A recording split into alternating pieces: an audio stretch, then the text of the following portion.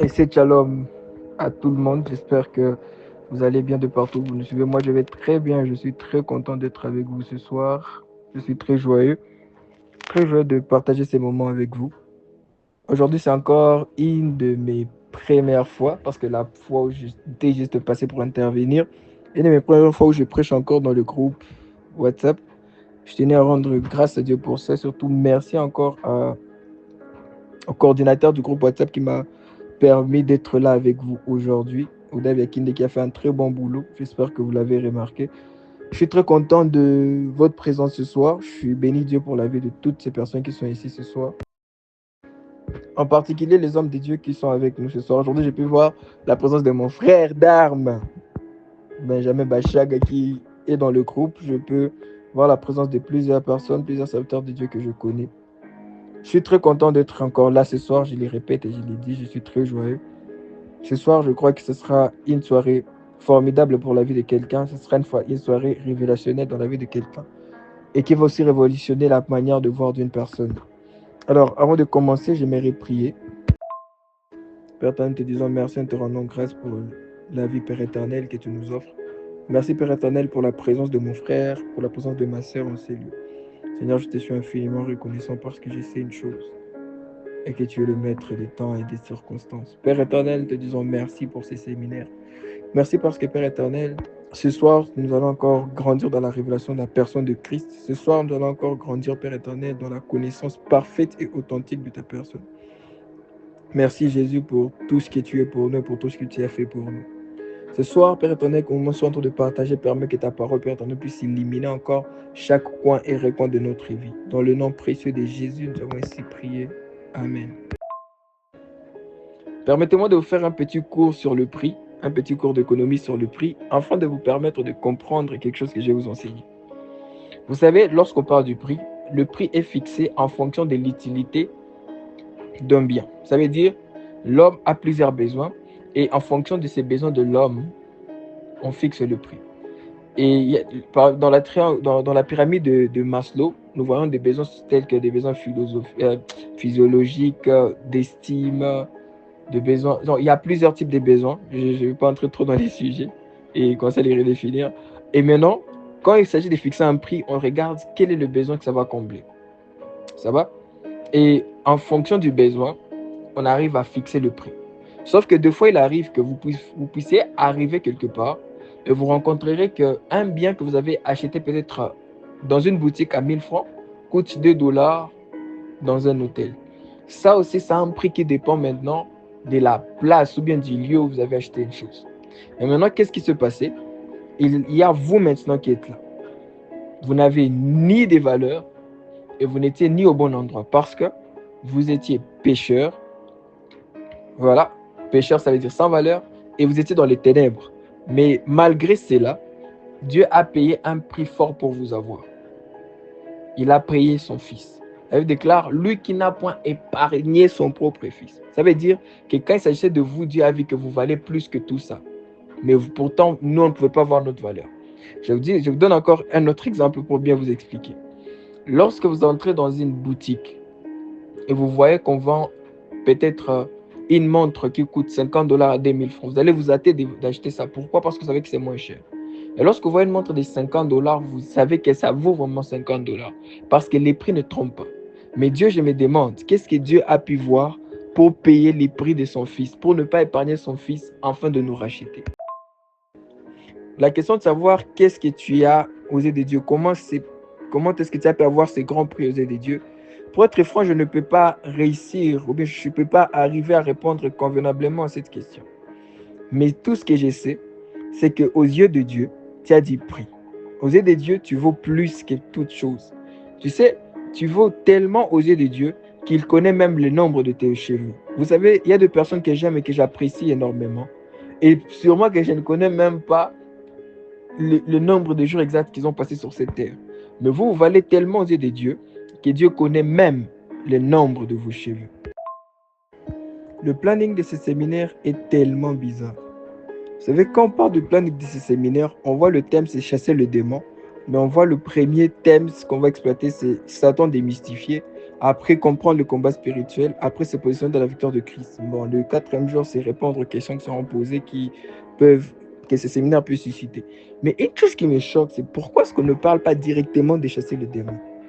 Déjà, le fait de chasser des démons est une réalité que nous avons déjà trop souvent entendue, ou bien que nous avons déjà trop souvent vu, je m'excuse. Mais le problème, c'est quoi? C'est que, bien qu'on ait vu tout cela, bien qu'on ait entendu parler de tout ça, il y a une chose qui nous frappe au fait, c'est qu'on n'arrive pas à comprendre vraiment l'essence profonde derrière cela. Et malheureusement, le fait de chasser les démons a toujours été bizarrement, je ne sais pas pourquoi, lié au fait de délivrer. Malheureusement, dans le corps du Christ, le fait de chasser les démons a été lié au fait de délivrer. Pourtant, ce sont deux choses très différentes. J'aimerais bien vous les expliquer. Quand on parle de chasser les démons, on se réfère au fait de sortir un esprit impur d'une personne. C'est-à-dire, quand on chasse les démons, on fait sortir un esprit impur d'une personne. Par contre, délivrer se réfère au salut. Ça veut dire sauver une personne. C'est ce que Jésus-Christ a fait. Donc, Colossiens chapitre 1, le verset 3, la Bible déclare qu'il nous a sortis dans le royaume des ténèbres, afin d'amener dans les... Il nous a délivrés du royaume des ténèbres, afin de nous amener dans le royaume des fils de son amour. C'est ça la délivrance. Donc, ça veut dire le salut a été donné. C'est-à-dire, lorsque vous avez été tous sauvés, vous avez été tous délivrés. C'est pour cela, la délivrance d'un croyant a été faite un seul jour et ne se fera pas deux fois. Et de la même manière, cette délivrance a procuré au croyant la capacité de ne plus avoir en lui une possession démoniaque. C'est-à-dire ceci. C'est-à-dire que le croyant ne peut pas être possédé par des esprits impurs. Non seulement le croyant peut être possédé par des esprits impurs, le croyant a déjà été totalement délivré. Et le croyant, maintenant étant totalement délivré, il a cette capacité de libérer des personnes qui sont sous l'oppression démoniaque et de chasser ces esprits qui les oppressent et qui les possèdent. Est-ce que je me fais comprendre? Le croyant a déjà été délivré du royaume des ténèbres et il a cette capacité de libérer une personne qui est sous possession démoniaque ou sous possession d'un esprit impur. Je passe vite fait sur ces points. Un croyant ne peut pas être possédé par un esprit impur. Pourquoi? 1 Corinthiens chapitre 3, le verset 16 jusqu'au verset 17, la Bible déclare: ne savez-vous pas que vous êtes le temple de Dieu et que l'Esprit de Dieu habite en vous? Si quelqu'un détruit le temple de Dieu, Dieu le détruira, car le temple de Dieu est saint et c'est ce que vous êtes. Donc le temple de Dieu est saint et c'est ce que vous êtes. Écoutez mes amis, ça veut dire ceci. Non seulement vous ne pouvez pas être possédé par un esprit impur parce que le Saint-Esprit possède totalement votre esprit. Deuxièmement, le Saint-Esprit ne peut pas être partagé par quelque chose d'autre, avec quelque chose d'autre qui soit contraire au fait à Dieu. Et à part cela, une autre chose que vous devez aussi savoir, c'est que tout ce qui vient détruire votre temple sera aussi détruit. Car Dieu ne peut pas permettre qu'une destruction puisse venir. C'est pour cela, la maladie qui vient détruire votre corps, qui est le temple du Saint-Esprit, doit être détruite. Ça, c'est une règle. La dépression qui vient détruire votre corps doit être détruite aussi. Tout ce qui vient détruire votre corps, votre état, doit être automatiquement détruit. C'est ça la règle. C'est pour cela, au moment où je suis en train de parler, je déclare que toutes ces choses qui viennent sur votre corps, que ce soit la maladie, la dépression, l'anxiété, toutes ces choses qui veulent s'installer dans votre corps et qui ne sont pas compatibles à l'Esprit de Dieu soient détruites dans le nom de Jésus. Car telle est la parole du Seigneur. Quand on parle de la démystification, ça veut dire qu'il y a quelque chose qui a été mystifié, qu'il y a un mythe qui a été raconté et qui doit être désormais mis à la poubelle. Alors écoutez-moi très bien ici, je vais partir trop loin. En fait, les mythes, ça va? Un mythe est une superstition à laquelle plusieurs personnes croient, des fois à cause de l'ancienneté ou de l'autorité que l'on donne à la personne qui nous l'a raconté. Ça veut dire, vous pouvez croire à un mythe parce que c'est trop ancien. Il y a beaucoup de gens qui ont trop parlé de ça, et tellement ils ont trop parlé de ça, vous y avez cru. Et lorsque vous y avez cru, vous avez pris ça comme étant une vérité. Mais une chose que je vais vous dire, il est trop dangereux de baser votre connaissance qui cadre avec quelque chose de biblique ou de spirituel sur des expériences. Je répète, il est trop dangereux de baser votre connaissance spirituelle sur des expériences. La plupart des personnes connaissent les diables, malheureusement, via le témoignage des anciens occultistes, qui lorsqu'ils rencontrent ou bien qu'ils parlent du diable, on a comme l'impression que c'est un être très dangereux et très grand et trop spirituel et trop puissant que nous devons avoir peur de lui.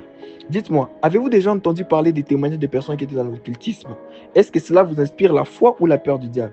La foi en Dieu ou la peur du diable? Bizarrement, ça vous inspire toujours la peur du diable. Et votre vie, au lieu d'être une action en Christ, ça devient une réaction contre les diables. C'est-à-dire, au lieu de commencer à agir en Christ après les avoir écoutés, bizarrement, vous vous retrouvez en train de vouloir faire beaucoup de choses contre les diables. Oh non, il ne faut pas dormir à 0 heure parce que si vous dormez à 0 heure, il y a quelque chose qui va se passer. Alors, vous commencez à vouloir, ah non, je ne vais pas dormir. Donc, vous commencez à réagir par rapport à ce qu'ils vous ont dit. Et ça, c'est dangereux. Pourquoi c'est dangereux? Jean chapitre 8, le verset 44, la Bible déclare: vous avez pour père le diable et vous voulez accomplir les désirs de votre père. Il a été meurtrier dès le commencement et il ne se tient point dans la vérité parce qu'il n'y a point de vérité en lui. Ça veut dire que tout ce que Dieu dit sur le diable est vrai, mais tout ce que le diable dit sur lui-même est faux. Écoutez, Dieu, quand il parle du diable, Jésus, quand il parle du diable là-bas, il parle de lui comme étant celui qui est meurtrier non seulement depuis le commencement et celui qui ne se tient point dans la vérité. Ça veut dire ceci: peu importe les témoignages des occultistes, peu importe tout ce qu'ils disent sur le diable, les anciens occultistes, là, tout ce qu'ils disent sur le diable, la première chose que vous devez savoir, tout cela est faux. Pourquoi tout cela est faux? Parce que est-ce que vous vous êtes imaginé que le diable s'est mis au fait devant eux et a commencé à leur raconter comment est-ce qu'il était en train de, il a été vaincu il y a 2000 ans? Est-ce qu'il leur a dit ça? Est-ce qu'il leur a dit que Jésus-Christ est Seigneur? Non. Est-ce qu'il leur a dit qu'à part Jésus-Christ, il n'y a aucune autre voie par laquelle ils peuvent être sauvés? Est-ce qu'il leur a dit les bénéfices qu'il y a en Christ? Est-ce qu'il leur a parlé de Jésus? Il n'a pas parlé de Jésus, pourtant Jésus est la vérité. Ça veut dire que le diable les a menti. Mais il y a une chose que j'aimerais vous dire: tout ce que vous avez entendu sur le diable et qui ne soit pas conforme avec ce que Jésus-Christ nous a présenté sur sa personne est déjà faux et archi faux. Ça veut dire, le gars ne se tient pas dans la vérité, il ne s'est jamais tenu dans la vérité, il n'a jamais dit la vérité et vous ne devez pas porter du crédit à ce qu'il dit. Lorsqu'il vient vous dire que vous êtes seul, ne croyez même pas. Le diable est un menteur à un niveau où s'il te dit bonne nuit, tu dois vérifier si c'est la nuit. Parce qu'il ne peut jamais dire la vérité, il n'y a point de vérité en lui. Le fait de savoir que le diable est un menteur nous amène à exploiter la partie la plus importante du thème. Le ténèbre, c'est son règne, c'est son lieu de règne. Ça veut dire le ténèbre, le règne du diable. Le ténèbre, c'est le domaine dans lequel cet homme règne. Si vous avez remarqué depuis le début, je ne me suis pas attardé sur le fait de dire Satan, il vient d'où, comment ça a commencé pour qu'il arrive, tout ça. Parce que tout ça, ce n'est pas important. Ce qui est important, c'est de le voir tel qu'il est. Parce que lui, lorsque vous commencez à regarder ses origines, vous aurez comme l'impression qu'il est puissant. Ouais. Comme ça, tout ça, ce n'est pas important. Le plus important, c'est de voir sa situation, sa position actuelle. Le ténèbre fait allusion à deux choses. Quand on parle de ténèbres, ça fait allusion soit à l'ignorance ou bien soit au mal. Pourquoi l'ignorance? Déjà en hébreu, bizarrement, le mot pour ténèbres, le mot pour ignorance sont des mots qui sont, je dirais, sont des synonymes. Ça veut dire sont des mots qui peuvent même être interchangés. Alors, le meilleur endroit où le diable règne, c'est un endroit où il n'y a pas de connaissance. Un endroit où l'ignorance règne. C'est-à-dire quand l'ignorance règne, les diables trouvent un moyen de régner là-bas. Prenons un texte de la Bible vite fait. 2 Corinthiens chapitre 2, le verset 11. Afin de ne pas laisser à Satan l'avantage sur nous, car nous n'ignorons pas ses desseins. Écoutez, afin de ne pas laisser à Satan l'avantage sur nous, car nous n'ignorons pas ses desseins. Donc, l'unique moyen de laisser Satan l'avantage sur toi, c'est d'ignorer, c'est d'être dans l'ignorance de ses desseins, c'est d'être dans l'ignorance de ce qu'il fait, c'est d'être dans l'ignorance de qui il est, c'est d'être dans l'ignorance de sa position. Partout où vous êtes ignorant, dans tous les domaines dans lesquels vous êtes ignorant, où vous n'avez pas de connaissances, vous donnez l'accès au diable. 1 Jean chapitre 1, le verset 5, la Bible déclare: la nouvelle que nous avons apprise de lui et que nous vous annonçons, c'est que Dieu est lumière et il n'y a point de ténèbres en lui. Amen. Dieu est lumière et qu'en lui il n'y a point de ténèbres. Écoutez, si le diable règne dans les ténèbres, Dieu règne dans la lumière. Écoutez, le diable aussi n'est pas un adversaire égal à Dieu. Le diable, ce n'est pas l'adversaire de Dieu, non. Mais le diable, c'est l'opposé de Dieu. D'où son nom Satan. D'où le nom qu'on lui donne, Satan. Satan, ce n'est pas le nom du diable. Satan, c'est sa position. Ça veut dire l'opposé. C'est-à-dire, si Dieu fait le bien, Satan fait le mal. Si Dieu est amour, Satan est la haine. Si Dieu, c'est la foi, Satan, c'est la peur. Donc, vous voyez, c'est l'opposé. Pas l'adversaire. C'est très différent. Si vous remarquez bien dans les épîtres de Paul, à chaque fois qu'on parle de l'œuvre du diable, à chaque fois qu'on parle des incroyants, on parle d'eux comme étant des personnes qui se trouvent dans les ténèbres. Mais comment est-ce qu'on doit voir ces ténèbres? Ces ténèbres, en fait, c'est l'absence de la connaissance du Seigneur. Voici, Éphésiens chapitre 4, le verset 17 jusqu'au verset 18. Voici donc, j'ai dit ce que j'ai dit et ce que je déclare dans les Seigneurs. Et que vous ne devez pas marcher comme les païens, qui marchent selon la vanité de leurs pensées. Ils ont l'intelligence obscurcie, ils sont étrangers à la vie de Dieu, et à cause de l'ignorance qui est en eux, à cause de l'ignorance qui est en eux, et à cause aussi de l'endurcissement de leur cœur. Si vous remarquez bien, la chose qui fait en sorte que les diables règnent dans la vie de païens, c'est parce que tout simplement ils n'ont pas de lumière, c'est parce que tout simplement ils sont dans l'ignorance, ils sont dans les ténèbres. Et ces ténèbres-là maintenant, c'est ce qui fait en sorte que les diables règnent dans leur vie. Regardez une autre chose. Oh là là, on parle du diable, on parle de connaissance, on parle d'ignorance, mais c'est quoi le rapport? Continuons un tout petit peu, on va arriver à comprendre. On va arriver à comprendre, ça va? La Bible déclare, dans 1 Jean chapitre 5, le verset 19, la Bible déclare, nous savons que nous sommes des dieux et que le monde entier est sous la puissance du mal. Romains chapitre 8, le verset 20 nous montre comment est-ce que l'homme, lorsqu'il a péché, il a soumis le monde, à celui, qu'est-ce que j'ai dit? Il a soumis le monde au mal. Le péché de l'homme, au fait, a influencé la domination du monde. C'est-à-dire qu'au lieu que ce soit la lumière qui continue de régner dans le monde, c'est devenu les ténèbres qui ont commencé à régner. Ça veut dire le mal a commencé à régner. Mais s'il vous plaît, permettez-moi encore de prendre un autre texte qui va vous permettre maintenant de bien comprendre comment est-ce que, quand on est dans l'ignorance, le diable en profite. 1 Pierre chapitre 5, le verset 8 jusqu'au verset 9. Soyez sobres, veillez, votre adversaire, le diable, rôde comme un lion rugissant, cherchant qui il dévorera. Résistez-lui avec une ferme foi. Écoutez, il dit ceci, votre adversaire, le diable, rôde comme un lion rugissant. Si vous remarquez bien dans ces textes, on ne dit pas que le diable est un lion rugissant qui rôde, mais on dit qu'il rôde comme un lion rugissant. Et puis imaginez-vous, normalement si c'est un lion rugissant, la Bible devrait nous dire il est dangereux, on doit fuir. Mais vu qu'il n'est pas un lion rugissant, mais qu'il rôde comme s'il l'était, la Bible déclare que nous devons lui résister avec une ferme foi. Qu'est-ce que cela signifie? Cela signifie ceci. Le diable prétend être quelque chose dans les ténèbres, dans le noir où on ne le voit pas. Mais une fois qu'on allume la lumière qui est la parole, on arrive à le voir clairement et à savoir qu'il est désarmé et qu'il ne peut rien nous faire.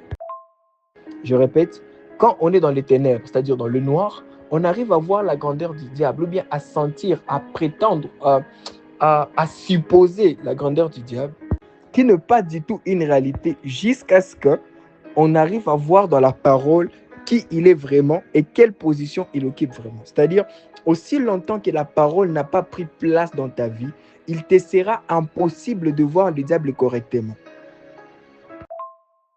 Oh, j'étais en train de dire à une personne, aussi longtemps que tu ne t'accordes pas à lire ta Bible, à l'étudier, à analyser la position de ton adversaire, tu n'arriveras pas à comprendre que cet homme est déchu. Je vais vous dire une chose, le diable a déjà été dépouillé, il a déjà été vaincu, mais il continue à faire ravage. Pourquoi? Parce qu'il utilise la ruse.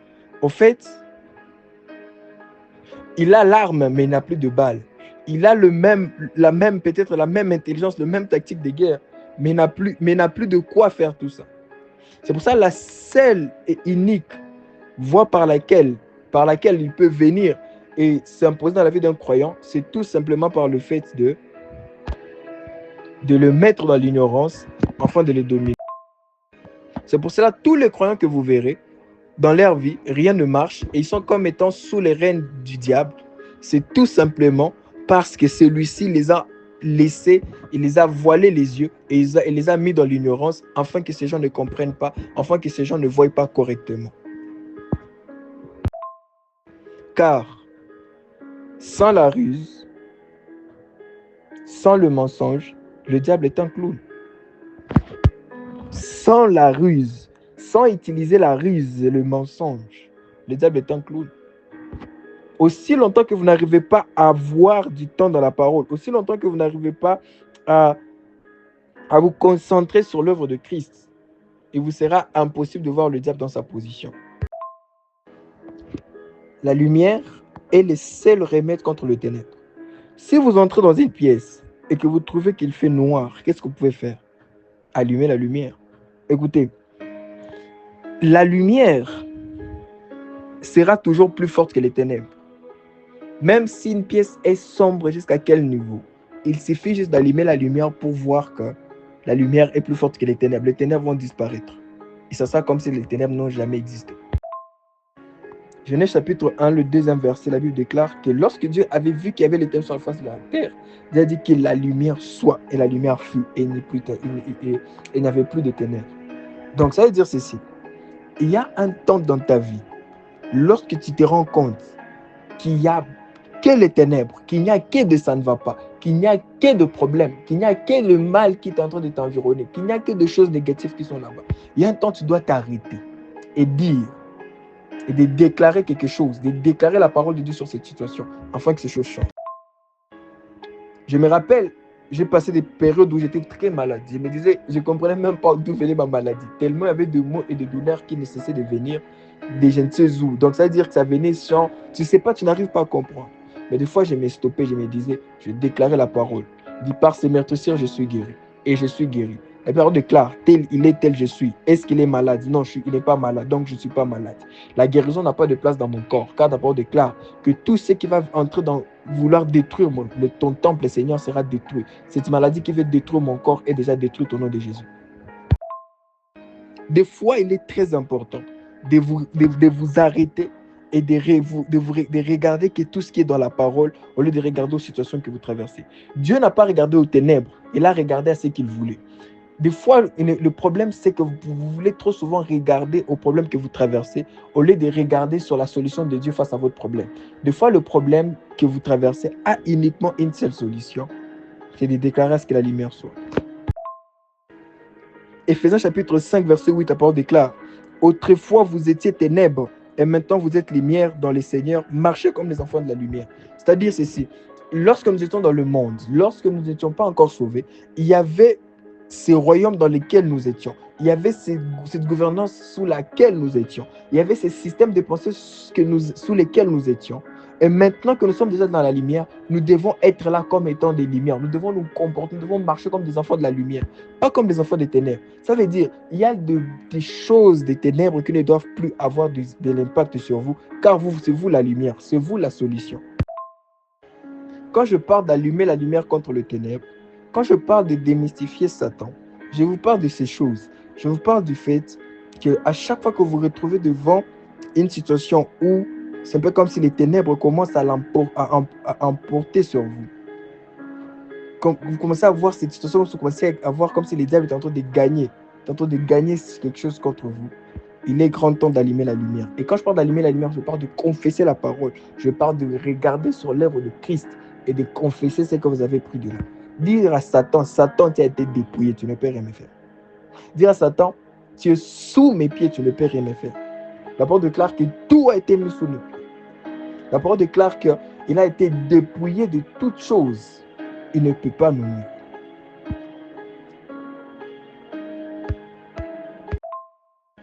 Lorsque nous étions dans les ténèbres, nous étions les instruments par lesquels le diable passait pour imposer son règne de ténèbres. Ça veut dire que pour imposer peut-être la jalousie quelque part, la colère quelque part, c'est nous qui l'utilisons. Mais maintenant que nous sommes devenus enfants de Dieu, pour imposer ce qui est de lui, c'est impossible. Mais maintenant, c'est nous nous imposons tout ce qui est de Dieu. C'est-à-dire, avant nous imposions ce qui était du diable. Mais maintenant, quand il faut imposer, nous imposons ce qui est de Dieu. Parce que nous sommes des dieux. Et tous ceux qui sont des dieux, tous ceux qui sont nés des dieux, triomphe du monde. Permettez-moi d'allumer la lumière sur ce moment sombre que vous traversez dans votre vie. Je décrète et je déclare que cet échec qui semble venir vers vous soit nul et sans effet. Je décrète et je déclare qu'à partir de maintenant, cette maladie qui veut entrer dans votre corps est nulle et sans effet. Cette douleur que vous commencez à sentir dégage dans le nom de Jésus. Je prie et je décrète et je déclare qu'à partir de maintenant, votre vie reflète la personne de Christ. Qu'à partir de maintenant, votre vie reflète la volonté de Dieu. Tout ce qui est du diable qui a voulu venir s'imposer dans votre vie, je décrète et je déclare sa fin dans le nom de Jésus. Car la parole déclare, ainsi le péché n'aura aucun pouvoir sur vous, puisque vous êtes sous la grâce et non sous la loi. Je prie, Père éternel, pour une personne qui écoute ma voix maintenant, afin que le règne du diable, le règne de ce péché dans sa vie puisse prendre fin au nom de Jésus, que ses yeux s'ouvrent sur la personne et sur l'œuvre de Christ. Je prie pour les personnes qui m'écoutent en ces lieux, afin qu'à partir de maintenant, que ce soit que des choses qui sont de Christ qui puissent se manifester, se révéler dans leur vie. Il vous fera croire à des choses et des choses et des choses. Écoutez les amis, savez-vous que l'un des moyens que le diable utilise pour mettre en captive les enfants de Dieu sous le joug des ténèbres, c'est que Dieu est l'auteur de tout le mot, de toutes les mauvaises choses qu'ils traversent. Ou bien Dieu est complice de toutes ces mauvaises choses qu'ils traversent, c'est que même s'ils allaient prier contre ces choses, toutes ces choses-là, ce n'est pas important de le faire parce que Dieu est Dieu est comme cope, Dieu est dans le dossier, Dieu est dans l'affaire. C'est faux. La parole déclare, quel rapport y a-t-il entre la lumière et le ténèbre? Quel y a-t-il entre Christ et Bélial? Je vais vous dire une vérité. Dieu et les diables ne complotent pas pour faire quelque chose. Et ils ne peuvent pas le faire. Quelqu'un me parlera de l'histoire de Job. Ça, c'est un autre sujet. Je ne vais pas entrer dans ça maintenant. Mais Dieu et les diables ne peuvent pas comploter pour faire quelque chose.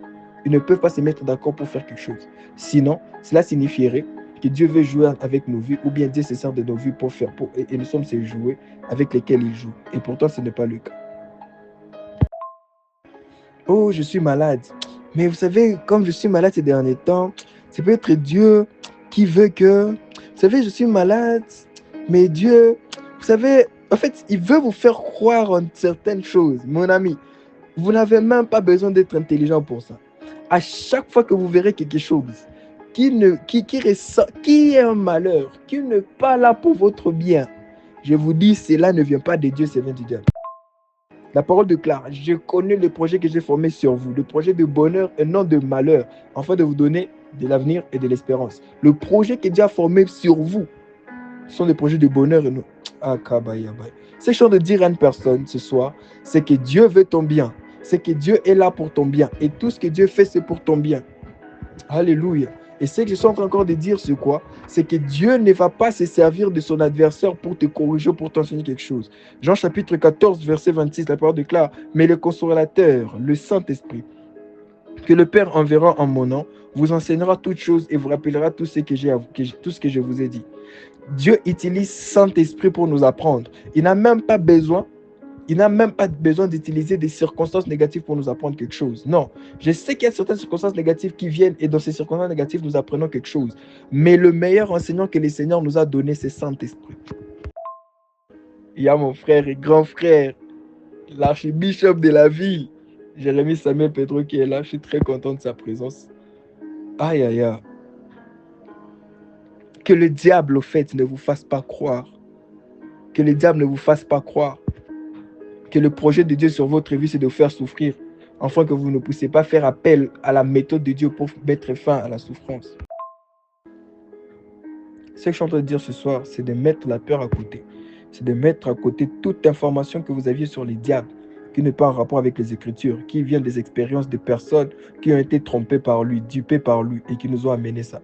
Il vient de l'occultisme, le diable le ment. Est-ce que le diable leur a parlé de Christ? C'est la question qu'il faut se poser. Oh non, le diable nous a dit que nous, dans l'occultisme, là, il fallait qu'on fasse ceci, ceci et cela. Il ne fallait pas qu'on réagisse comme ça, qu'on fait ça. Écoutez, qui vous a dit que le diable dit la vérité? Le diable était menteur. Le diable, c'était menteur, n'a jamais dit la vérité. Parce que la vérité, c'est Christ. Le diable n'a jamais prêché Christ. Il a déclaré quand il ment pour son propre fond. Que personne ne vous montre que vous combattez quelque chose de plus fort que vous, ou bien quelqu'un de plus fort que vous. Déjà demain, on va parler de la compréhension du combat spirituel. Qu'est-ce qu'il faut comprendre par ce qu'on appelle combat spirituel? Si le diable est aussi faible comme je l'ai décrit devant la parole, si le diable devant la parole il est aussi faible comme ça, qu'est-ce qu'il faut entendre par tout cela? Pourquoi est-ce que cela doit être mis dans la tête? Déjà, premièrement, je suis en train de parler de démystifier déjà le diable. Pourquoi? Parce que il est très important que Satan soit démystifié à vos yeux, afin que vous n'ayez pas peur de déraciner les œuvres des ténèbres, afin que vous n'ayez pas peur de détruire tout ce qu'il est en train de bâtir. Les âmes doivent être sauvées. On doit arracher les gens de ses mains. Les âmes doivent être sauvées. Les malades doivent être guéris. Écoutez ce que Jésus dit lorsqu'on lui parle de la femme qui était prosternée toute sa, pendant 18 ans, je crois. Quand elle arrive dans le temple, Jésus dit, cette femme a été sous l'emprise du diable pendant 18 ans et moi je la délivre. Et vous, vous dites que non, je ne dois pas le faire le jour du sabbat. Écoutez, il y a beaucoup de personnes qui souffrent. Il y a beaucoup de personnes qui souffrent. Il y a beaucoup de choses qui sont sous l'emprise de l'ennemi et qui doivent sortir. Il y a des personnes qui n'ont rien fait, mais qui sont possédées. Ça doit partir. Il y a des personnes qui sont malades. Je sais pas, ça vient d'où ces mystiques qu'on n'a jamais compris. Il y a des personnes qui maintenant, au moment où je suis en train de prêcher, traversent des moments difficiles. Tout cela doit finir dans le nom de Jésus. C'est pour cela, dans ces séminaires, nous devons chasser les démons. Nous devons chasser toutes les entités sataniques.